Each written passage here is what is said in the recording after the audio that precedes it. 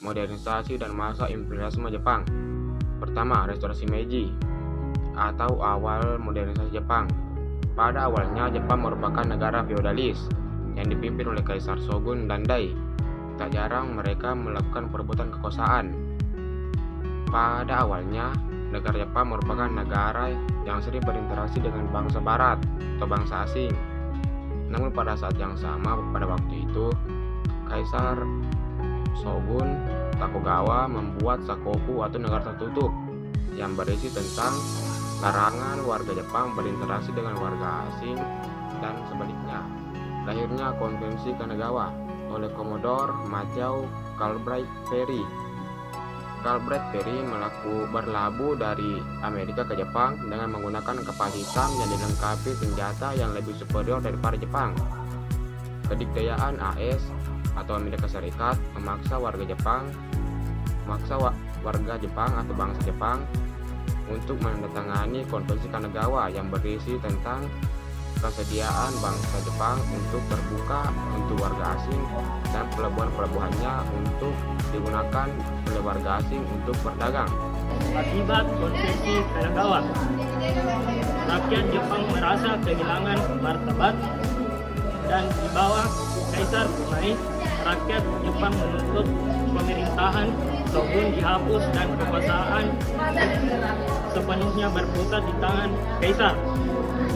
Kedua, Kaisar Kumail hanya sebagai pencetus dan seterusnya dilanjutkan oleh Kaisar Meiji.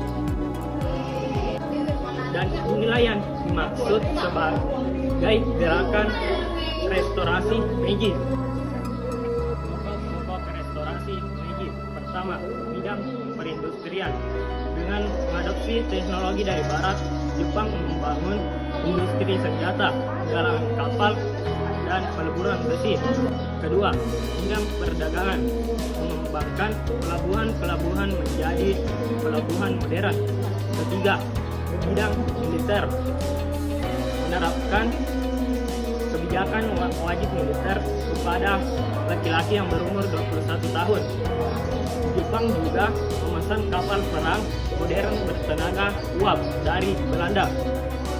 Keempat, bidang pendidikan, menerapkan wajib belajar bagi seluruh generasi muda bangsanya. Mereka dididik untuk memiliki rasa cinta kepada bangsa dan tanah airnya.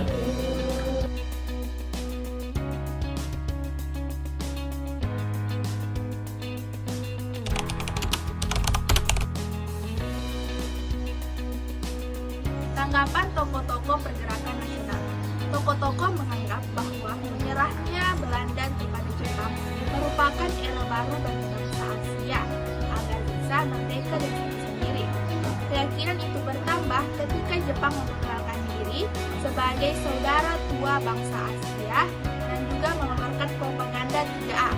Asia, Jepang sebagai penduduk Asia, Jepang sebagai cahaya Asia, dan Jepang sebagai penduduk Asia. Jepang juga menjanjikan kebebasan bagi Indonesia, yaitu kebebasan untuk beribadah dan juga kebebasan untuk menaikkan bendera merah putih. Dampak pendudukan Jepang di Indonesia di bidang politik. Yang pertama, membentuk organisasi Poetra atau Pusat Tenaga Rakyat dengan menghimpun 4 serangkai: Bung Karno, Bung Hatta, Ki Hajar Mas Mansur, Ki Hajar Dewantara. Yang kedua, membentuk organisasi Jawa Hokakai atau Himpunan Kebaktian Jawa. Kata kebaktian di sini berarti sikap siap rela, mempertebar rasa persaudaraan dan juga melakukan sesuatu dengan bukti. Bidang ekonomi, menyita aset-aset penting ekonomi dan memperketat pengawasan di bidang ekonomi. Bidang sosial budaya. Yang pertama, membuat kebijakan kerja paksa atau romusa untuk membuat sarana perang Jepang. Yang kedua, mempekerjakan perempuan-perempuan Indonesia sebagai wanita penghibur. Perjuangan meraih kemerdekaan pada masa kedudukan Jepang. Perjuangan pertama yaitu perjuangan dengan cara kooperatif atau kerjasama melalui putra Soekarno, Hatta, Ki Hajar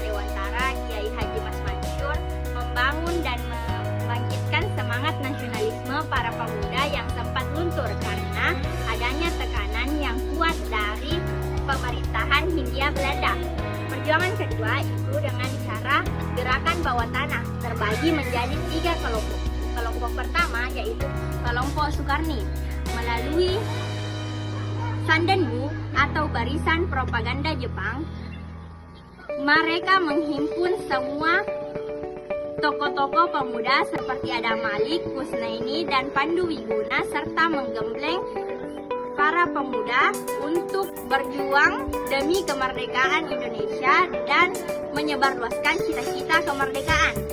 Kelompok Ahmad Subarjo. Pada kelompok Ahmad Subarjo membangun asrama pemuda yang diberi nama Asrama Indonesia Merdeka. Di situ mereka menanamkan pelajaran-pelajaran dan membangun semangat nasionalisme para pemuda Indonesia perlawanan bersenjata yang terjadi di Sukamanah, Tasikmalaya. Ini dengan cara penolakan santri-santri di Pondok Pesantren Sukamanah Singaparna yang dipimpin oleh Kiai Haji Zainal Mustafa. Akhir pendudukan Jepang di Indonesia. 1. Janji kemerdekaan dan BPUPKI. Badan dalam-dalam ke arah bendera Jepang.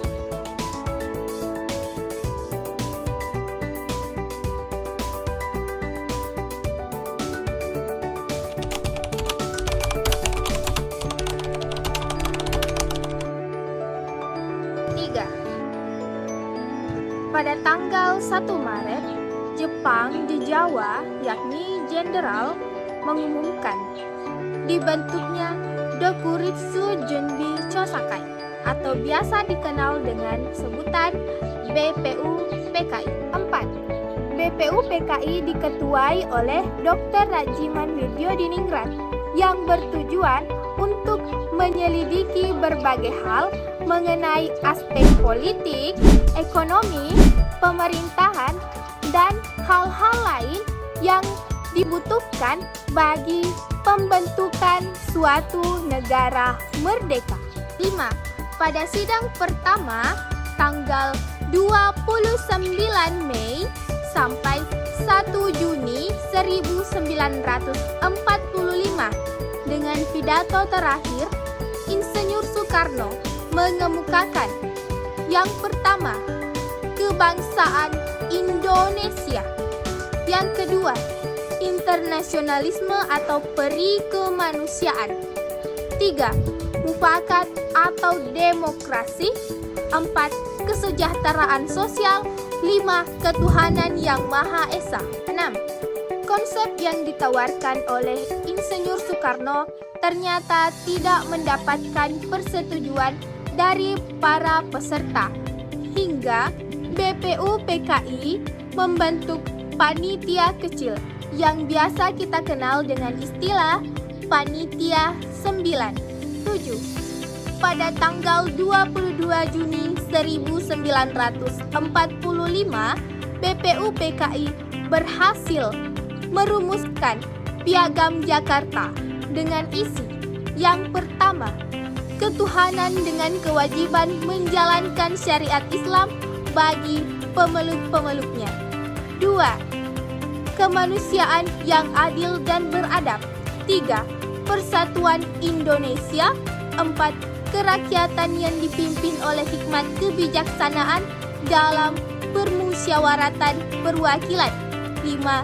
Keadilan sosial bagi seluruh rakyat Indonesia. 8. Dari preambul itu dinyatakan, kemerdekaan Indonesia suatu susunan negara Republik Indonesia yang berkedaulatan rakyat dengan berdasar pada ketuhanan dengan kewajiban menjalankan syariat Islam bagi pemeluknya. 9. Disepakati pula bahwa agama Islam adalah agama negara dan Presiden Republik Indonesia harus berasal dari agama Islam. Pada tanggal 22 Juni 1945, kesepakatan tersebut ditandatangani bertepatan dengan hari jadi Kota Jakarta. 10. Badan ini kemudian dibubarkan pada tanggal 7 Agustus 1945. Lalu kemudian dibentuklah PPKI pada tanggal 9 Agustus 1945. Peristiwa-peristiwa sekitar proklamasi kemerdekaan Indonesia. Kekalahan Jepang di dalam Perang Pasifik. Kekalahan Jepang dimulai dari penyerangan industri kapal dan bandar-bandar dagang Jepang hingga pengeboman Hiroshima dan Nagasaki. Jepang secara resmi menyerahkan kepada sekutu pada 2 September 1845 di atas kapal USS History. Perbedaan pendapat tentang proklamasi kemerdekaan dan peristiwa Rengas Dengklok pada 16 Agustus 1945 dini hari pukul 4.00 sejumlah pemuda di antaranya Sukarni, Khairul Saleh, Wakina memaksa Bung Karno dan Hatta ke Raden Dengklok dan memaksanya untuk memproklamasikan kemerdekaan. Di hari yang sama di Jakarta terjadinya kesepakatan antara Wakina yang mewakili golongan muda dan Ahmad Subarjo yang mewakili golongan tua. Sepakat bahwa proklamasi akan dilaksanakan paling lambat tanggal 17 Agustus. Penyusunan naskah proklamasi. Pada awalnya Jepang tidak menghendaki proklamasi berada di bawah pemerintahan Geta Nishimura, tetapi Soekarno tidak menghiraukannya dan tetap melanjutkan untuk menuju ke rumah Laksana Muda Maeda yang di Mampojol nomor 1. Kemudian, setelah naskah dibuat, Soekarno meminta kepada Sayuti Melik untuk mengetiknya, ditemani oleh BM Dia. Pelaksanaan proklamasi sebetulnya dilaksanakan di lapangan Cikadang. Namun Soekarno takut terjadinya bentrok dengan Jepang. Akhirnya pelaksanaan proklamasi dipindahkan ke halaman rumah Soekarno di Jalan Pengandasan Timur nomor 26 Jakarta. Dan sekarang Jalan Kemerdekaan nomor 1 pada pukul 10 waktu Indonesia Barat. Berita penyebaran proklamasi melalui 2 cara. Cara pertama yaitu dengan disiarkan langsung oleh Kepala Pusat Jawatan Radio atau sekarang disebut RRI yang bernama Wedan B. Palenewen. Dia mendapatkan teks proklamasi dari seorang wartawan yang bekerja di kantor Berita Domei yang bernama Syahrudin oleh 3 penyiarnya. Yang pertama Yusuf Pronodipuro, yang kedua Bahtiar Lubis, dan yang terakhir Suprapto. Bahkan berita proklamasi ini disiarkan 3 kali berturut-turut. Yang kedua, melalui media koran. Harian Suara Asia merupakan koran pertama yang menyiarkan tentang berita kemerdekaan Indonesia oleh pemuda yang berjuang melalui media pers, yaitu yang pertama BM Dia, Sayuti Melik, dan Sumenang.